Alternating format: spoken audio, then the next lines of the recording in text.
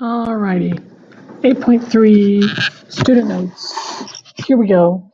I have my calculator pulled up again, so I'm going to try and use it so that you can see how it's going to work on the calculator, because when we're graphing these quadratics, we're going to use the calculator a lot, because why not do things the easy way? I'm all about the easy way. Okay, so here we go. We are going to find how high the dolphin goes in the water, given that equation. So first thing I'm going to do is I'm going to put it in my calculator, and I'm going to find some values for x and y, and I'm going to sketch it on my graph. So the first thing I'm doing is I'm going to my calculator. I'm going to y equals. I'm putting in negative 16x squared plus 20x. Alrighty, so remember we talked about how to graph this. Notice the graph on your paper, and that's probably what I'm going to follow, because if the numbers are already on there, I want my graph to look the same. So I'm going to go to Window. I'm going to change my X-min to 0 and my X-max to 2, because if you notice, my graph goes to 1.75. So I'll go to 2. And I want it to count by 0.25. So I'm going to change my scale to 0.25. My y-min is 0. My y-max is going to be 10. And my scale is going to be 1. So this should match what I would see on my graph. So I'm going to look at that. Seems to end a little, or well, maybe not. Okay, so it looks like it ends at 1.5, 1.25. And the maximum height is going to be 1, 2, 3, 4, 5, about 6, maybe a little bit higher than 6. Just counting so I can put it in the right place.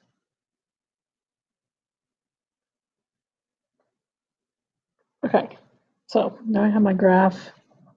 Oops, no, doing a bad graph. You'll see it when I do it. Okay, now I'm going to go to my second table, and I'm going to write down some values for my x and y. Okay, so here's the thing with this.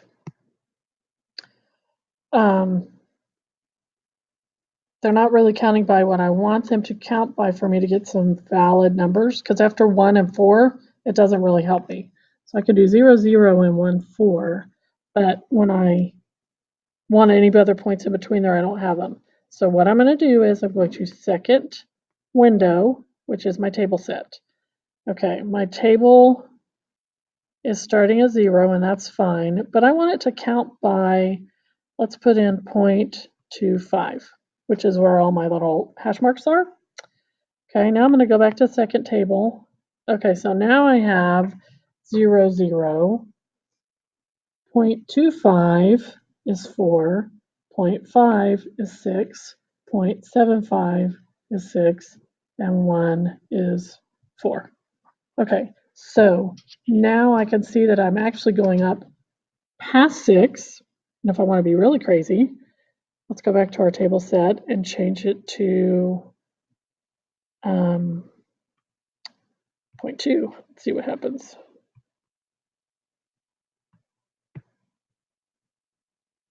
So I can see it goes up to, it looks like 6.24. That's 6/10. Okay, so a little bit more than 6. So let's go back to our worksheet. Here's what I put in for x. I put in 0, 0, 0.25, and 4. Yeah.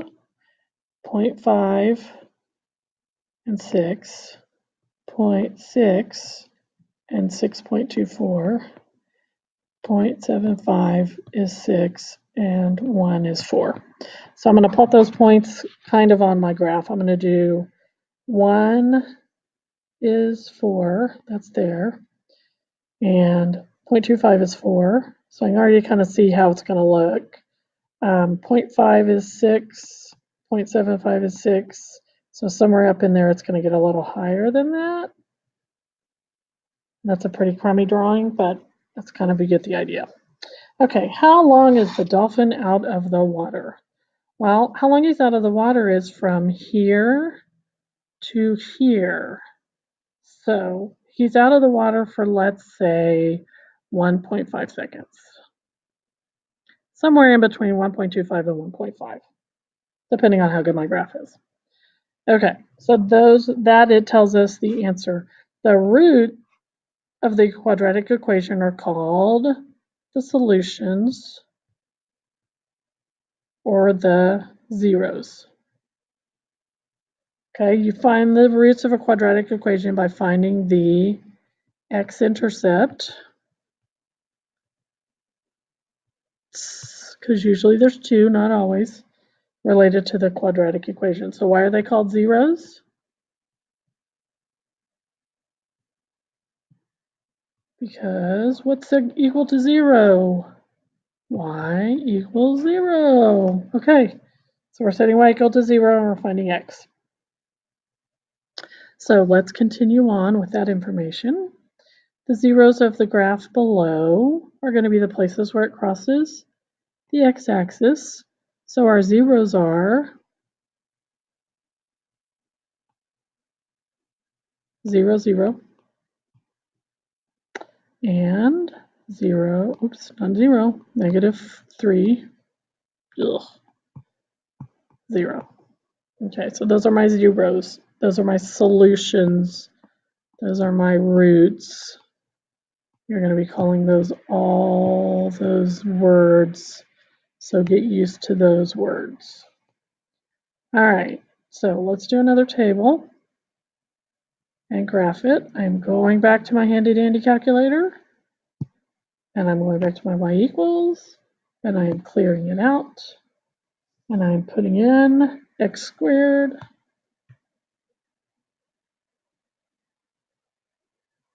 minus 6x. And it's equal to 0, but 0 is my y1. So right now, I'm going to leave it like this. I'm going to go to my second table. I don't want to have all these little tiny numbers. I want to count by ones again. So the other thing I can do, which I didn't mention, is see at the top or at the bottom, I think of yours, where it says press plus for delta table. That delta table means what you're counting by. So if I push plus, there's my 0.2, which is what I was counting by. I'm going to change it to 1. Enter. Now I'm back to counting by ones. The only thing you need to know about that is whatever number x value that you're is highlighted before you do that plus, that's where it's going to start counting. So if you happen to be on the 2 and you say you want to count by tens, it's going to do 2, 12. So if I change my delta table to 10 right here, 2, 12, 22. So it assumes where my highlight is, that's where I want it to start, which isn't always the case. All right, back to what we were talking about. Okay, so -1 is going to be 7. 0 is 0. 1 is -5. 3 is -9. 6 is 0. Okay, so we already know the zeros, because if we want y equal to 0, then our zeros are going to be at 0, 0 and at 6, 0. And I'm going to go to Zoom 6, because when you look at the graph they gave you on your piece of paper for number 4, it's going from -10 to +10, which is our Zoom 6. So that's a Zoom 6 graph, as is number 3. Okay, and we can see our zeros at 0, 0 and 6, 0. Back to our paper. I fill this in with 7, 0, -5, -9, 0. Okay, and my zeros are 0, 0, this one, and this one, 6, 0. And my graph looks like, I already forgot, -1, 7, 0, 0, 1, -5, 3, -9, and 6, 0. Okay, so it's going to look something like that.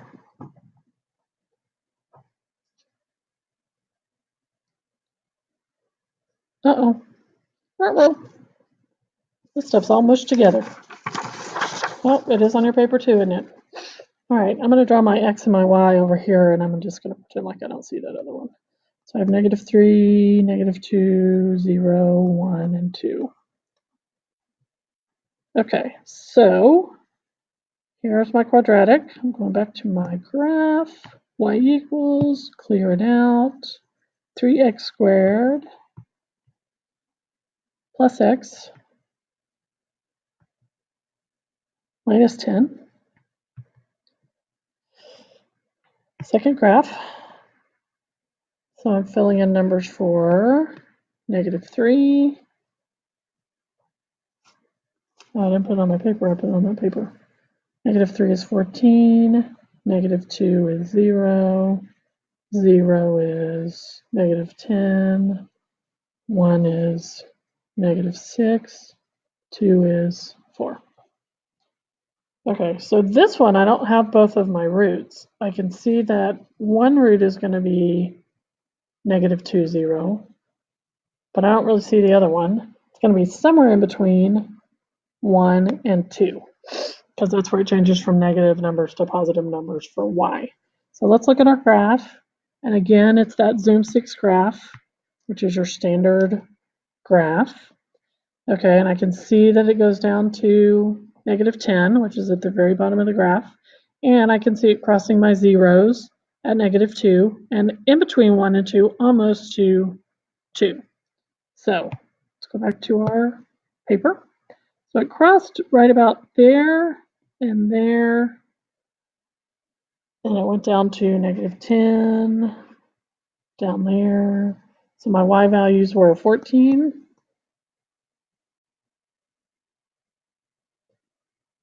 0, -10, -6, and 4. So 2 was 4 and makes -2, oh, not -2. Oh, so -10, 0, -10 is not really my very bottom because my axis of symmetry is not quite at 0. All right, so my graph looks something like -3 is at 14. So my graph looks something, oops, actually it probably goes a little bit lower down here somewhere than -10. All right, that's my best I can do. I'm sticking to it. So my roots are -2, 0, and 1.8 and 0. We're just going to estimate right now because I probably could look on my table. Heck, let's look on the table and see if we can find it. Second table. So it's somewhere in between 1 and 2. So I'm going to move down to 1 because that's where I want to start. And let's just change by pushing plus our table setting to 0.5. See if we get something close to 0. Okay, so it's in between 1.5 and 2. So let's go down to 1.5 and change it to, hit plus again, 0.4.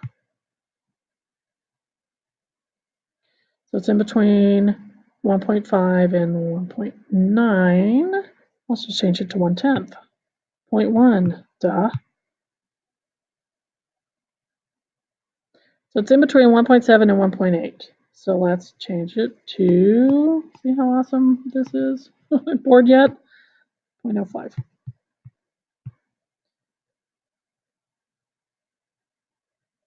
Okay, so it's less than 1.7, more than 1.65. So I guess I could change my root to 1.68.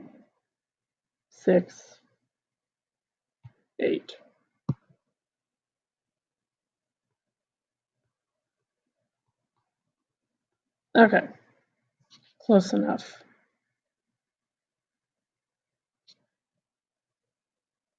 Okay, so if we're looking for the roots of the function for this, and since we're graphing, I'm going to do both of those on my calculator, and then we'll go back and write it in. So clearing out y equals, putting in 5x squared plus 29x plus 20, graphing, and I don't know what my graph's going to look like, so I'm just going to do zoom 6, and we'll see if the graph doesn't fit, which it doesn't really fit. If I want to make it fit, I can do zoom 3, enter, which zooms out, and there's my whole graph. But what I'm really looking for is the zeros, so I'm going to zoom back in, which is zoom 2, enter. And I can even actually zoom in again. Let's see what happens if I zoom 2, enter again. It's going to get really close. Oh, and I only see 1. Okay, so that didn't really work. I'm going to zoom back out. One of them is at negative 1, 2, 3, 4, 5. So I have one at negative 5, 0. And one at negative 1, oh, not negative 1, negative 0.80. Okay, now I'm going to show you how to really find them. Go back to your y equals.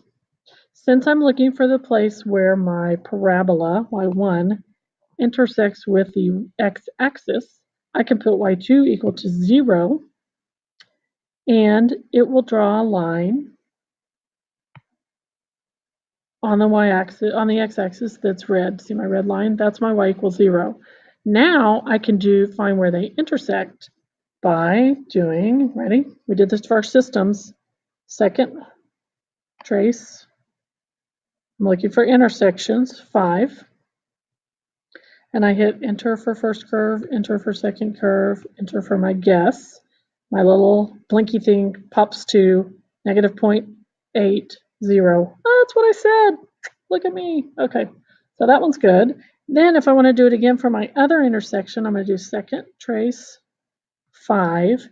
Now look where my blinky thing is. It is too close to that intersection right there. So if I hit enter, enter, enter, it's going to keep popping back to that one because it's the closest one. So if I do second trace 5, and I'm going to use my arrow, and I'm going to make that little blinky thing go, where'd it go? Should be coming back up about now. There it is. Okay, close enough to that one, closer to that one than the other one. And it'll pop to that one. So my other intersection is negative 5, 0, which is what we said. So when I really want precise intersections, that's what I'm going to do. Okay, let's do number 7. I'm going to clear out my equation and put in negative x squared. No, that didn't work.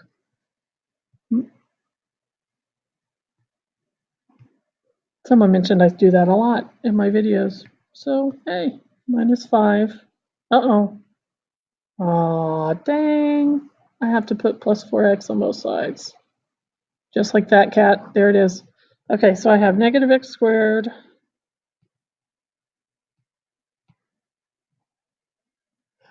plus 4x minus 5. I'm going to keep my 0. I'm going to go to my graph. All right, so now I have my blue line and my red line, and where do they intersect? They don't. So there are no solutions.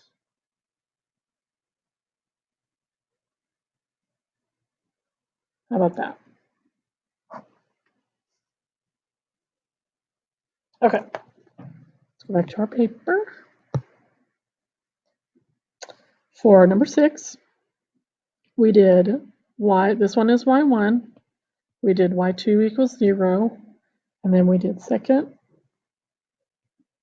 trace 5. to find the intersections.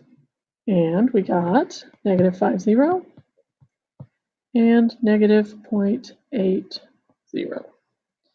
Okay, for number 7, there's no solutions, no intercepts, no roots, because does not it's not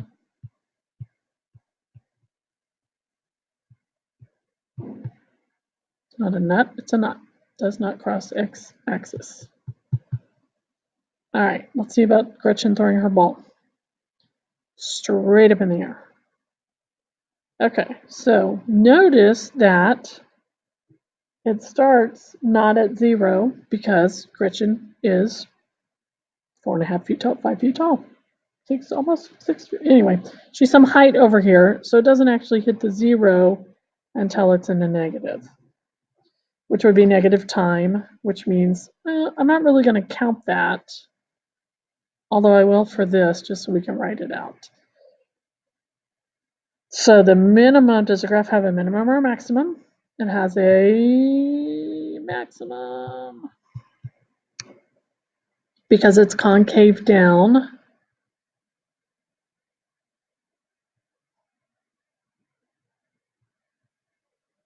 Because of the negative makes it concave down.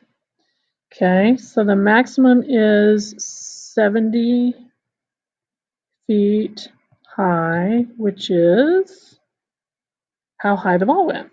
How high the ball went up in the air.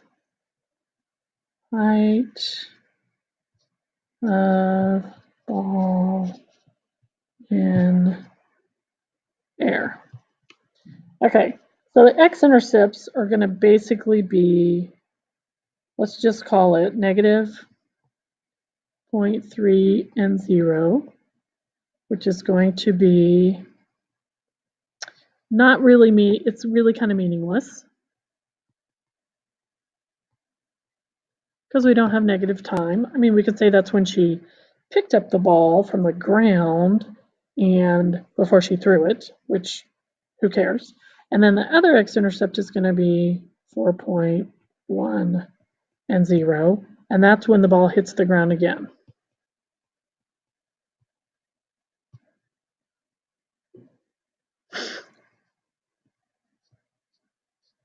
So sometimes the x-intercepts have more meaning.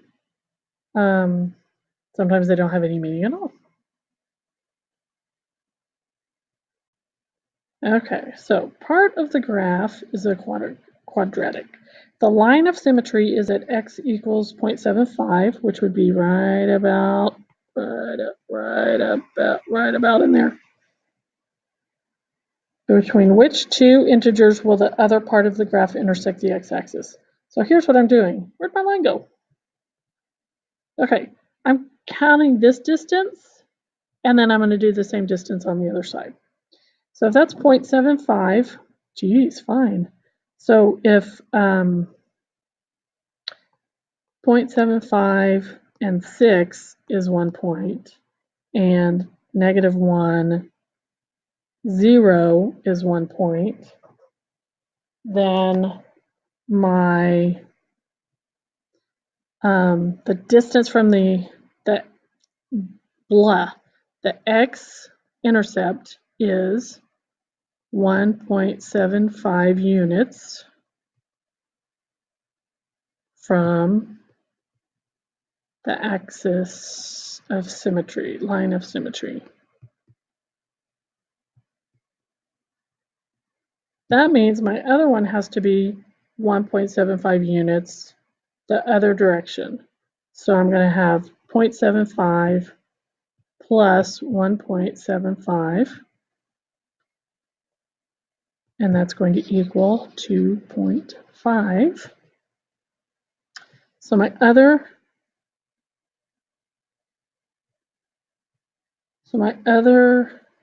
intersection is going to be between, because it asks for between 2 and 3, because those are my integers.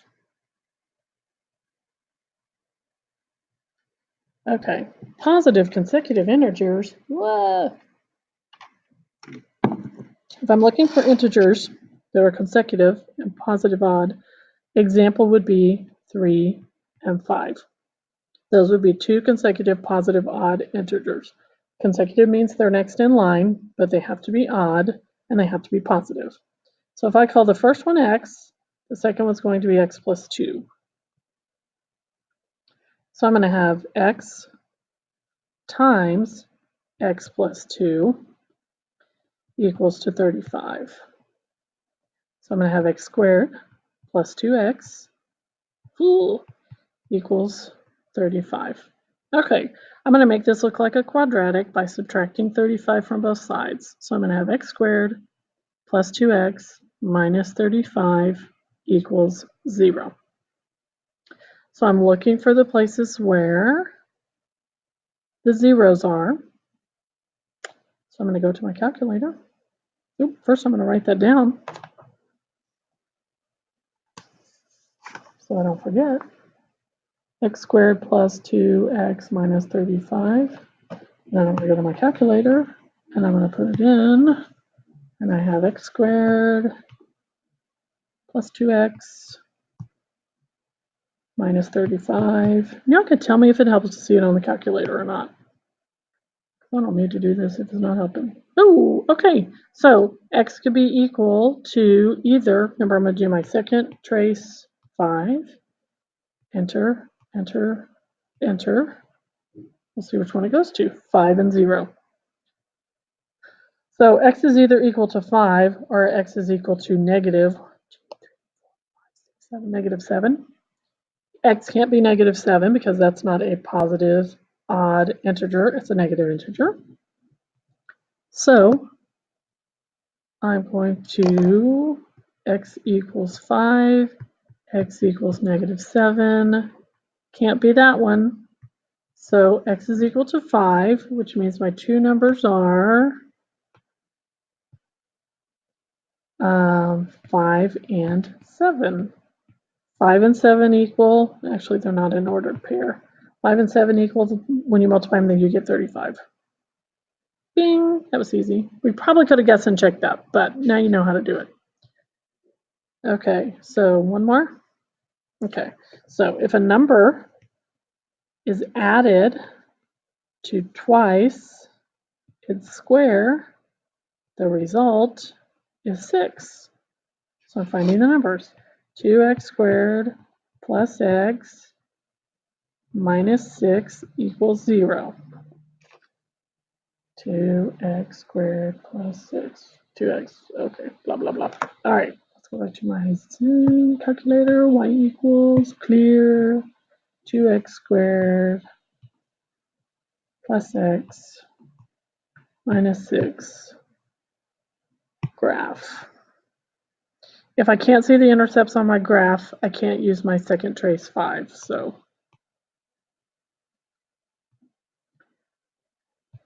oh, not that. So x is 1.5. Or what's the other thing my x could be? Second trace 5.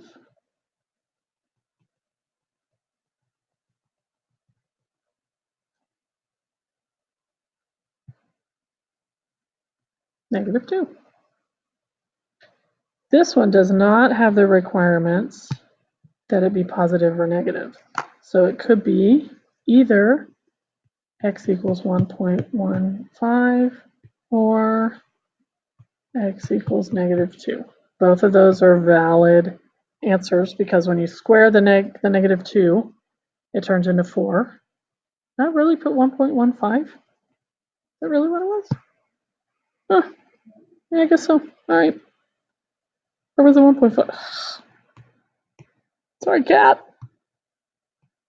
This is what I get for not paying attention when I'm talking.